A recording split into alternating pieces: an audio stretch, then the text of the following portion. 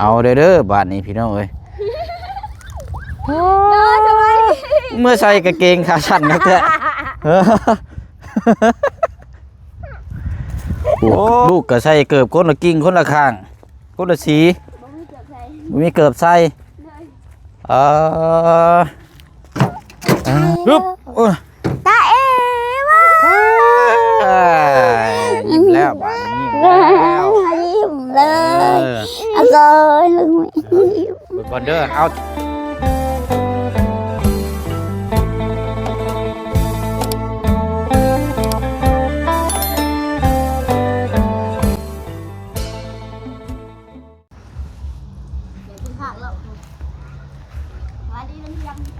บ่สบายปานใดโอ้ยเนาะนี่ได้บาทนี่เหรอป้าเอาเด้อบาทนี่พี่น้องเอ้ยเมื่อใส่กางเกงขาสั้นนักแท้โอ้คุณเอาอย่างธรรมดาแล้วกูต้องมาหาอยู่หากินพี่น้องเนาะไปบ่ได้ไปขึ้นไปเฮือนก่อนเด้อ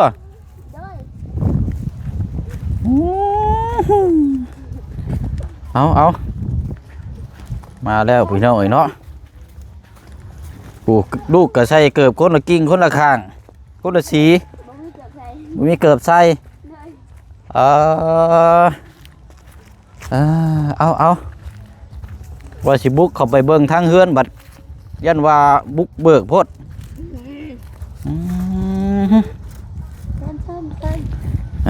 ใหญ่แล้วเนาะปีใหม่กะปีสาวแล้ว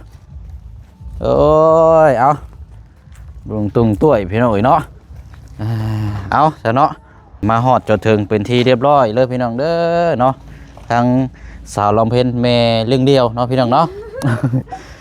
ครับทักทายสบายดีและสวัสดีพ่อแม่พี่น้องเบิดสุขุสุคนเด้อพี่น้องเนาะทักทายสบายดีพี่น้องน้ำกันอีกรอบที่สองเนาะรอบแรกนี่เฮามาท่าตั้งแต่บ่าย2 โมงครึ่งมาบ่อยู่มิตรชะม้อยใช่มีถามทางเอ้ยข้างเรือนเพิ่นว่าโอ้ยเราไปหาอยู่หากินมาซั่นประมาณช่วงค่ำๆก็แม่นี่รอเนาะพี่น้องเนาะเอาก็สิได้มอบเครื่องของเนาะเป็นแนวอยู่แนวกินให้ทางสาวลำเพ็ญแม่เลี้ยงเดียวนี่แหละพี่น้องเนาะจากทางเอ้ยเจนแล้วก็ทางแม่แก้วเนาะอยู่ทางต่างประเทศเนาะพี่น้องเนาะเอาเดี๋ยวทางผู้เชิญสิไปเอารถถอยเข้ามาใกล้พี่กรพี่น้องเนาะเราจังนี่แหละพี่น้องเนาะพูดคุยน้ำกัดเนาะโอ้ยเอาลมลาวแท้นี่เอาเนาะเห็นยังน่ะใส่สิ้นบ่โอ้เอาซะเนาะโอ้ใต้ตารางหน้าบ้านเฮือนซานลานแป้นเนาะก็โอ้เป็นนี่ได้ของปู่ของพังคือบ่มีมื้อนี่รอบนี่ร่างกายบ่ไหวแล้วบ่ไก่ลายไก่ซะไหวจับต้มกินรสเป็นยังมันลายกว่าไก่เนาะ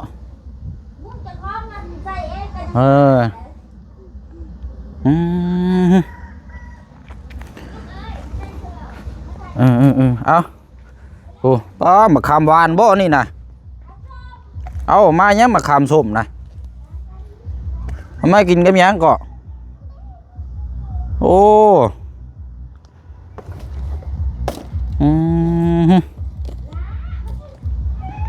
มียังเชื่อตัวนี้ตุ่มก๋วยเตี๋ยวแล้วนี่เนาะในอยู่ในกินมีหดเครือนี่มาเห็นยังเครือนี่มามัดยังนี่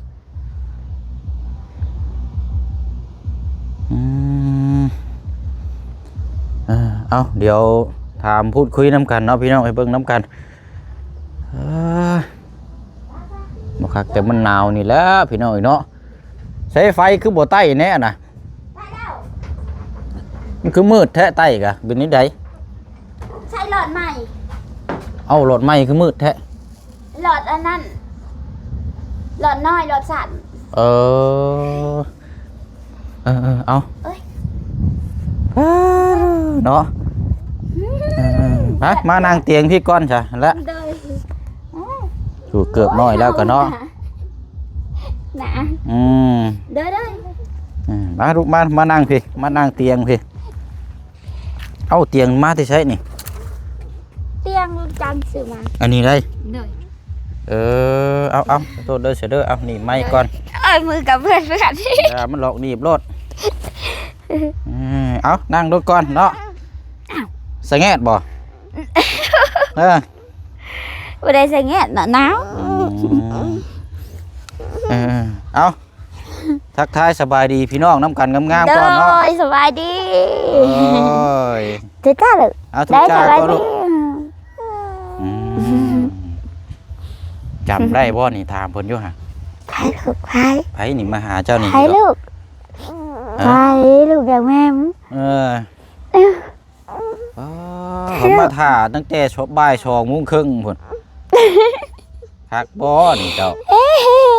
ยิงตรงมาแต่เชฟโปนพุ่นเด้อนี่ก็สิกลับขึ้นไปพุ่นอีกเพราะว่ามามื้อนี้ก็คือเก่าเนาะอยู่ท้ายรถพุ่นละพี่น้องเดี๋ยวจังไปเอามานํกันเลย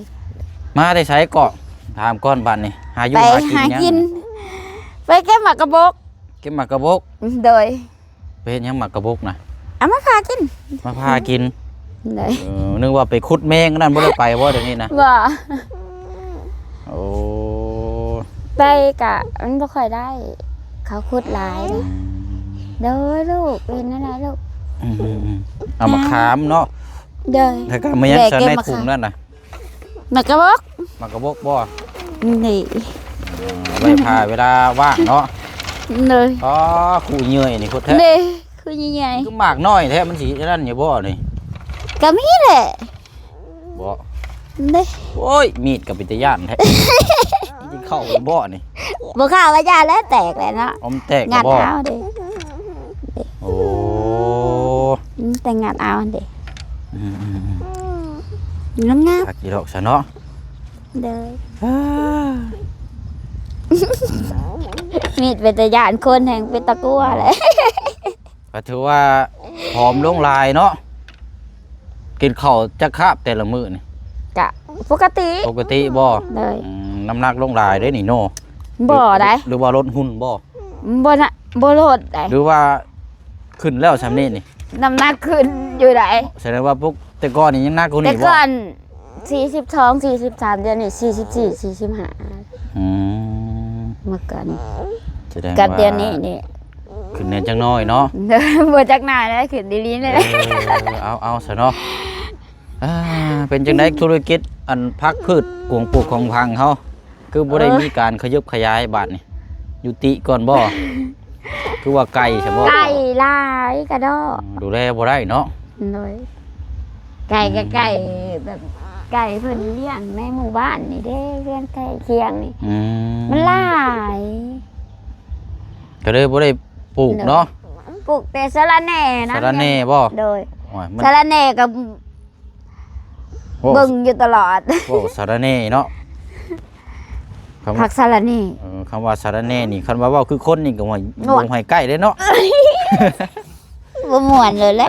คำว่าบ่ม่วนเด้เนาะคำว่าคำจาอันบังหุ่งก็จนว่ากกใหญ่เนาะ โดย เป็นหมากเป็นเนื้อนี่ได้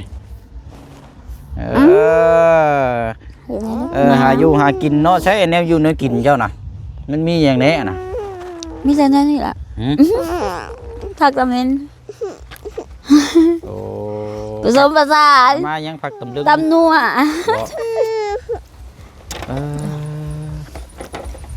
ตำเล็กน่าสิมาแกงจืด มาถ่าที่หึงนะโอ้ยหนี่ไปน้ำผู้บ่าวเลยบ่จักนี่วะ กะนี่ปลาเฮือน แม่น ว่า บ่เจ้าว่าไปอยู่น้ำผู้บ่าวเลยบ่จัก ว้าวกันกะนี่ปลาเฮือนนี่ขี้ดินลาวนี่โย แม่นบ่ โดยลุบโลด บ้านคุณหม้อชะมีอยู่เนาะ ลุบเลยแหละขี้ดินลาวนี่ขายหมูเป็นราคานึง เอาถามนั่นละซะนะพี่น้อยอันรถเฮาเป็นนี่ได้คือมาจอดอยู่พุ่นน่ะไปย่างไปเบิ่งหน่อยจักหน่อยมันเป็นนี่ได้น่ะมันเกิดหยังขึ้น นกเอาเลย อีสมอลลิงเนาะบ่ โดยเด็ดสมอเล่เลย อ้าว เฮ็ดนั่นแล้ว เป็นนี่ได้ก็หืมอ่า เอาเดี๋ยวจังน้อยจังไปเอาขนมแล้วลูกเด้อเบิ่งรถเจ้าก่อนนี่ป้าแต่ว่าสีนี่ยังหงคือเก่าอยู่เนาะสีชมพูนี่มันเกิดแบบไรก่อนมันเป็นอย่างแน่ เร่ง ฮะ เร่งระบบไฟกระนูกัดสายไฟกระถึกแหละ ไผนี่บ่ได้เชื่อมบ่ได้หยังบ่ บ่ได้สากเลย คันว่าเอาไปเช็คนี่ก็สิต้องไล่ไหม้บ่แล้วนี่เนาะ โดยนั่นแหละ บ่ได้ขี่ได้หึงนะบ่นี่ โดยเฮิงเติบจ้ะเกือบเบิดปีนี้ อันนี้ได้ เลย อ้าว เบิดปีละได้บ่ได้ยิน จอดไว้แบบสิบ่ เลยแต่ว่าเฮ็ดถูตลอด จ้ามันนี่ไปใส่ก็มีแต่ย่างบัดนี้เนาะ โดย บ่ได้รถขี่คันเอาไปซ่อมนี่ก็ต้องไล่ไหม้เนาะจักสิเท่าไหร่แล้วเนาะ เป็นไรไหมกระแจกับบ่เห็น เปิดนี่หุงไผยังหุงอยู่บ่ แบตบริษัท แล้วมันขาดบ่แล้วเนาะ โดย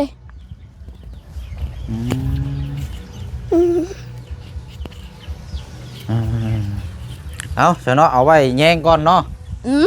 เอาขี่มันแล้วบัดนี้มันขี่บ่ได้แล้วเอาแยงบัดนี้เนาะ ใครละกะเอาไว้เนี่ย เอาโล่งเลยเนาะทั้งสวนพักสวนหยัง เลย ป้าชาเดียวไปเอารางวัลก่อนเนาะรางวัลปีใหม่ เลย คือว่ามันช่วงหนึงระยะหนึงอ่ะยินย้ายน่ะเพิ่นว่านี่คือว่าเจ้าไปขอข้าวนํเพื่อนพี่น้องบ่มากิน แมน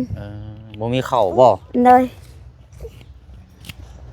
ข้าวเบิดกินเนาะ อันเลย ให้เพิ่นย่างก่อนลูกเจ้าแบกข้าวสารเด้อ โน่ละโน่ โน่ในใดแบกข้าวสารแล้วเฮ้ยอ่ะ ใช่ ปึ๊บ ตาเอวะ ยิ้มแล้วบาดนี้ยิ้มแล้ว ยิ้มเลยเอาเลยลุง เบิ่งก่อนเด้อเอาเจ้าจับกล้องให้ผู้เชี่ยงก็ได้เอาคือเก่าหั่นแหละ เลย เอาลูกลงก่อนให้เพิ่นย่างพุ่นเลยเด้อ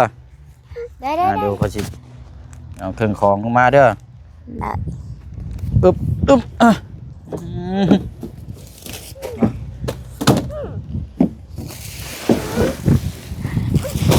เขาอยู่เฮือนนี่จักโลก็สาวน้ำเพ็ญยังมีตัวไรอยู่นี่ ยังบ่หลาย ยังบ่หลาย ดาวโลดีแหละ เลย เอาวันนี้มาเพิ่มอีก50โลเนาะ เลยว้า เอาไปโตนเลยเนาะใกล้ๆนี่เป็นโตนเลยนี่เอาอันนี้ของประดับประดา เล เนี่ยอยู่เนื้อกินฮึบเบิดก่อนเอานางน้อยนี่แล้วก่อนนี่น้องปีใหม่เด้เนาะ เลยแม่นเลย เอาดูว่านี่เอา ละ เอาอุ้มเอา จะจ้าเลย เอาเดี๋ยว จะจ้าลูก เอาอุ้มมาโลดเจ้าหนาโอ้ เอ้ยลูกเอ้ย บ่ให้ดอกเอาเมื่อเดี๋ยวเด้อ เด็ดละนี่ บ่เอาเลยเด้อ ไปเอาไว้ เอาเดี๋ยวเอา ไปเอาไว้เอาไว้ เอา เอาเดี๋ยวลูก ไหวล็อกอันนี้เอาเดี๋ยวจะอุ้มตัวนี้ก่อนนะเจ้าเอาเครื่องนี้ก่อนก็ได้เอาเข้าไปอยู่ใช้ก่อตั้งไว้เตียงว่าก็ขึ้นทั้งเฮือนเลย คือทั้งเพื่อนละ ทั้งเฮือนเลยเนาะ เลย ไป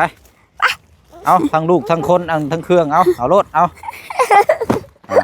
ลูกก็ให้ย่างกว่า ล้างงานกัน ขึ้นไปเลี้ยงไว้หม่องเก่าหั่นละ ขึ้นลุกขึ้น มึงเด้อคอยเด้อใช่ใต้อย่างนี้ดอกไฟเนี่ยมันคือมืดแท้นี่ ใต้เลยเด้ เอาสาวไว้เจละเอาไว้หันละบัดนี้โอเคป้าเดี๋ยวไปเอาใกล้ๆก่อน เด้อ ด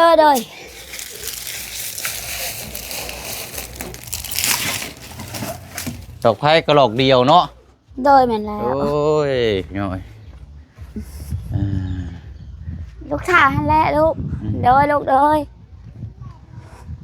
ไปเอาอมไข่แล้วเดี๋ยวเข้าเดี๋ยวค่อยชิเบะก็ได้หรอกดูว่าเจ้าชิเบะเองบ่ แห้งโพด ไปใช่เอาอุ้มก่อน หน้าเขาสารไปสิหายใจหวัดแบกเขาเบือก แบกไข่นี่นะ 5 เตะใกล้ๆนี่ประมาณเกือบ200น้ำหนักบ่เพิ่มนี่ลายเติบแล้ว โอ้มาแก้มเบ่งเลยฮะ เอาวางดูก่อน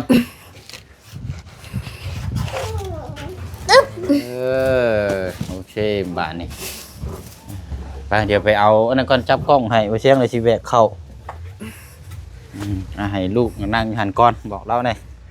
เราสิถ่าไปแบกแล้วนะเจ้าหน่อยมะฮะ บ่พิดกันก่อนบ่ อู้ตาย คันแบกโน่นอันนั้นล่ะ โอ้ สิบ่ไปนั่งผู้บ่าวแล้วไปจัก โคต ลาร แล้ว หัว นี่เนาะหัวกัน ก็ตั้งใจเฮ็ดอันนี้เนาะ โอ้ยเฮ็ดหยังก็เฮ็ดดอกคนเอวข่อยสิบ่ฮักบ่นี่นี่บ่ได้แบกเข้าแต่หึงเลยบ่แห้งแล้วนี่เด้ออุ้ย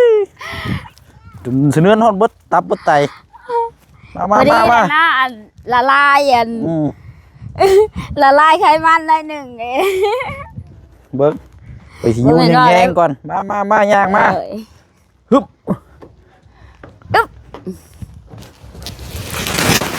จึ้ง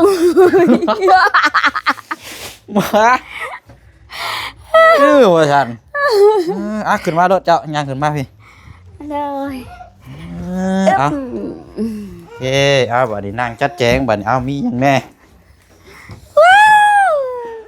เอาแกะมาเบิ่งอยู่ห่ะ อยาก อย่างเดียวเนาะลงไผอยู่นี่บ่มีเนาะ เลย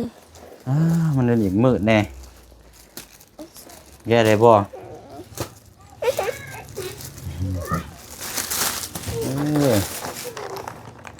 เอาเอาเด้โอ้ถึงสิบ่ได้พ่อขนมนานแล้วเบิ่งนี่เนาะได้กินอยู่บ่ลูกแต่ละมื้อก็ต้มข กิ น น มนะ ได้กินอยู่แต่พอได้กินลำทง อ่า แม่ซื้อให้ซื้อหลายก็บ่ได้แม่บ่มีเงินเด้บ่ได้หา กินพอหายากเนาะ เดินกินพอหายากนี่แม่นแหนมหล่ะ เอาขนาดนมมาไว้ให้เรา เอ้ยลูกแม่เลย โอเคเอา แหนมค่ะเจ้ปลากระป๋อม ปลากระป๋องพิเศษในกระเมนไข่ไก่เนาะ เดิน เพราะว่าตัวนี้นี่สิกินง่ายเรียบง่าย เลย เอาแกะให้เราลด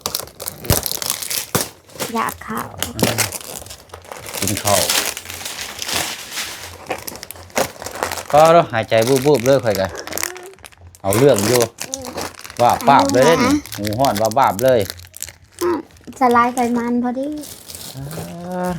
ครบถ้วน เอาเนาะของอยู่ของกินของใช้เนาะ ได้ ของใช้บ่มีพี่น้องมีแต่ของกินของบริโภคอย่างเดียว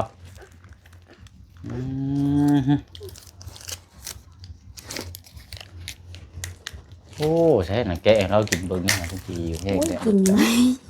อยากกินเอง เราบาปเลยเนาะ อยากกินเอง จักปีแล้วก็ 3 ปี 3 ปีนี่บ่ โดย คำบอกคำจาแล้วนี่เสียงนี่ฮู้เบิดแล้วเนาะ โดย เอิ้นแม่เอิ้นหยังเอิ้นหยังได้ครบ โดย แล้วฮู้จักความแล้วเนาะ โดยกินนมอายแม่กินนมอาย โอ้จักความหมดแล้วซะนี่เนาะ แม่เอ้ยเมื่อยเด้อแม่เมื่อยนะแม่ชวนไปหากินแม่เมื่อยเมื่อปะเมื่อ ฮู้จักเมื่อยแล้วก็ฮู้จักเว้าฮู้จักชวนเมื่อเนาะ โดยแม่ให้นี่พวกเขาไปอยู่บนนอนแม่ให้ แซ่บบ่แซ่บบ่ โดย ลอยบ่ แทบไร แซ่บบ่ลูกเฮ้อ โดย โอ้ โดยแม่ยาแล้วแม่บ่ได้ให้ลูก เอาคันเว้าลายนี่ก็เครียดอีกได้นี่บ่ ปีลังใส่เลยแหละไปลังขางเลยแม่ลูกแทบเลยอยากแห้งอยากแห้งเนาะ อันว่าปวดมุ้ยได้เป็นจังได ยังใหม่อยู่บ่บ่ได้ซื้อมาซ้ำมาแล้วลืม เลย ก็สิซื้อกับมวยกับอันนั้นมาให้โอ้ยพี่น้องเอ้ยเฮ็ดเวียกหาอยู่หากินหยังซุมื้อนี้ชาวลำเพ็ญเจ้า อะก็หาไปตาม ฮะ หาไปตามแถวอันป่าแถวดงนี่แหละ แถวป่าแถวลง โดย มีหยังแถวป่าแถวลง ก็มี อืม แนวขายก็พักงาหาหุ้นนั่นแหละ เออ เลย มีเงินติดกระโตเท่าไรเดี๋ยวนี้เนี่ยมีจักล้าน บ่มีบ่พัน แล้วการ ตกต้องบ่มีบ่พัน โอ้ถึงเธอลูกอยากกินก็ต้มขนมแบบซี่ได้ซะ ก็ไปหาของมาขายดำ10,000 5,000 10,000แล้วก็ไปซื้อให้เพิ่น เคยไปเซ็นในร้านค้าร้านหยังอยู่บ่ บ่ บ่เคยบ่ บ่กล้าเพิ่นบ่ไป อืมเอากินเนาะเราสิหิวแห้งเด้อฮะโอ้ บ่เคยดอกไปเซ็นให้เพิ่นไปว่าเพิ่นอันนั้นอยากได้ไปเซ็นไปติดหนี้แถวร้านค้าเพิ่นคันแม่ว่าแม่บ่มีเงินเพิ่นก็บ่ได้ซออยากกินอยู่แต่ว่าบ่ซอ อืม คันแม่บอกว่าแม่บ่มีเงินเด้อเพิ่นก็ฮู้จักอีกได้ว่าแม่บ่มีเงินคันเงินเบิดแล้วเพิ่นก็บ่ได้ซอเรื่องขนมคั่นน่ะ โดย คันว่าเห็นเงินนะแม่ยังพอได้ซื้อกินแล้วก็แม่ปะชื่อนะแม่ชื่อนะอยากเลยแม่เอ้ย อืม ชื่อให้ห้าวเนี่ยนะแม่ชื่อนะแม่ โดยเนาะเอาเบิดหลายถุงแล้วเนาะขนมโอ้ยเอาหันได้บ่ได้มานานแล้วเนาะอันนั้นมื้อนี้ก็มาก็ย้อนจังซี่แหละพี่น้องแนวอยู่นึงกินมาฝากมาต้อนเนาะดีใจบ่ ดีใจ บ่ได้อู้นานนี่ได้นี่เนาะ เลยดีใจ อันนี้ข้าวสารนี่ก็สิเถิงเติบอยู่ดอกวันนี้เนาะ เลย กินกับลูก2คนเอายินดีนํเนาะเอาอันนี้เดี๋ยวบ่เชียงมอบเงินให้อีกนำ150,000เด้อเอาไว้กันว่าขวดมุ้ยมันขาดก็เอาไปซื้อมาใหม่เนาะคันว่ายังบ่ขาดก็เอาไว้ใช้จ่ายในซื้ออยู่สิกินให้ลูกให้เต้าหั่นน่ะเด้อ เลย ครอบครัวหั่นน่ะเอาสารเพิ่น เลยขอบคุณหลาย เอาโอ้ยเนาะเอายกอันนี้ขึ้นแน่บ่เชียงขอถ่ายรูปแน่ขอเก็บภาพแน่เอาเบิ่งก่อนพี่น้องเดี๋ยวสิมืดแน่จักหน่อยเด้นี่เนาะ ๆเลย ดอกไผ่แล้วก็มีดอกเหลี่ยวเนาะ แม่น อ่ะ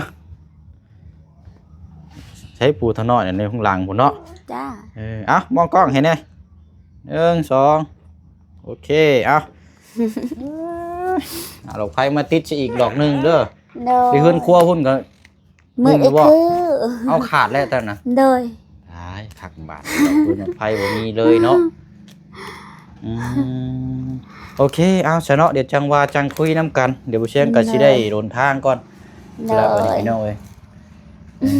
เอาสารพันเด้อกะเครื่องของในยูนกินเบิดทั้งหมดทั้งมวลที่มอบให้ในครั้งนี้กะเป็นทั้ง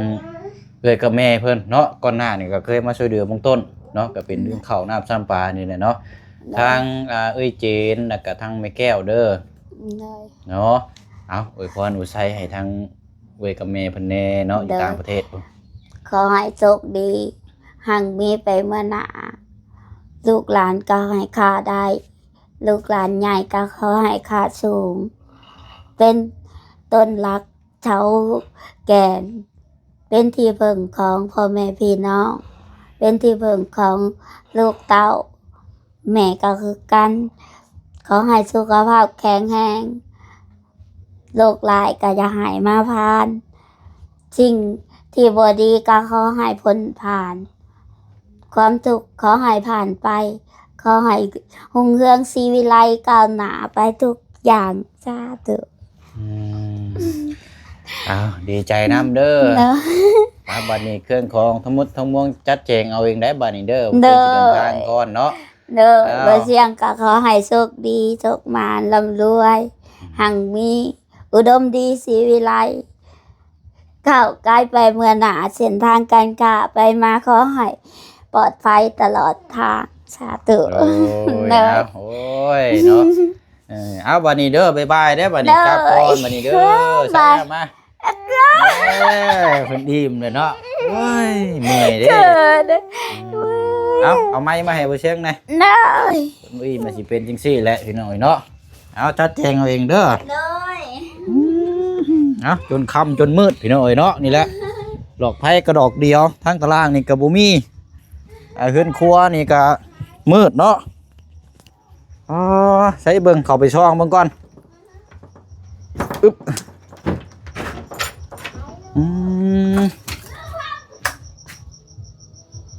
โอ้สายพื้นนอนไผ่เนาะนอนไผ่ขาดบ่ได้นี่เนาะเอาแล้วพี่น้องเอ้ยกัดซื้อดอกพื้นดอกไผ่มาใส่ใหม่ตามนั้นได้บ่นะป้อหนาวแท้นี่เนาะบัดนี้ก็สิได้หวนเต้าเดินทางต่อก่อนบัดนี้พี่น้องเด้อเนาะค่ำมืดแล้วพี่น้อยมาฮอดก็บ่าย2 โมงก็มานอนถ่ายอยู่นี่แล้วก็วนเวียนไปแถวนี้แหละพี่น้อยก็ค่ำจนมืดน้ำกันเอาบ๊ายบายลูกเด้อเนาะไปเอาละพี่น้องเนาะก็สำเร็จไปด้วยดีเนาะขอตัวเดินทางก่อนบัดนี้เนาะคลิปนี้ก็ขอบขอบใจขอบคุณทางเจนแล้วก็ทางแม่แก้วหลายๆเด้อเนาะที่ได้มองเห็นเนาะแต่ว่าเป็นอีกครอบครัวนึงเป็นอีกเคสนึงอันนี้ก็เนาะ2แม่ลูกพี่น้องหาอยู่หากินไปชั่วมือเลยพี่น้องบ่ได้หยุดบ่ได้เศร้าเนาะขอบขอบใจหลายๆเนาะขอให้กับแม่และภายในครอบครัวอยู่ทางต่างประเทศจะมีแต่สุขภาพร่างกายแข็งแรงเด้อเนาะเวียกงานการสร้างบ่ว่าสิธุรกิจการงานก็ขอให้ประสบความสำเร็จตลอดปีและตลอดไปเนาะลาบปืนโชคมาร่ำรวยเด้อเนาะพร้อมทางพี่น้อง FC เฮานำกันเบิดสุขุสุคนเนาะพี่น้องเนาะลาก่อนพี่น้องเดินทางก่อนบัดนี้เนาะประมาณพุ่นแหละประมาณ60 70 80 กิโลพุ่นแหละพี่น้องก็อยู่เนาะมันสมมุติไปฮอดกะบ๊ายบายเด้อพี่น้องเด้อ